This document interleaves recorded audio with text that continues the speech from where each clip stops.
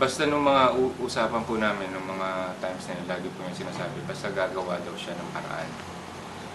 Gagastusan daw po niya. Sabi niya, ano bang kailangan?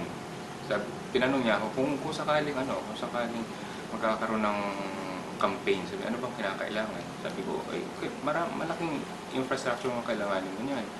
Sabi ko, una, kinakailangan mo ng ng logistic.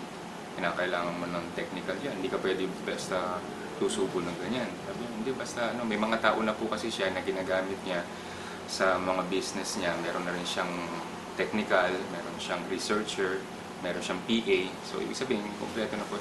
Sabi lang po niya, basta gagastusan ko yan kung ano man ang kinakailangan. Tapos, kaya po nung kinontak niyo po kami, doon po, nalaman ko na nagsimula na siya. Ang una pong ginawa niya, bumili siya ng mga cellphone sa Green Hills. Tapos, yun po, naging bahagi ko po doon. Tinanong niya po ako, paano ako masisecure nito. Sabi ko, hindi ka masisecure niya ng cellphone dahil sa kayang-kayang i-triangulate yan. Kagamit lang ng mga telco, pupunin yung cell site niya, malalaman yung location mo. Kasi po, ang unang ginawa niya, sabi niya sa akin, nag-text blast siya. Although, wala po ako natanggap dun sa kung ano man yung tinext blast niya. Sabi lang po niya, yung mga numbers po galing kay 29, mga cellphone numbers.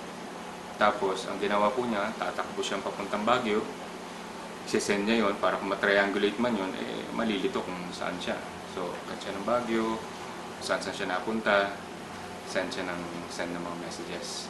Usually, ginagawa niya yon on a weekend. I don't know kung ilang weeks niya po ginawa yon hanggang sa napunta na po sa online.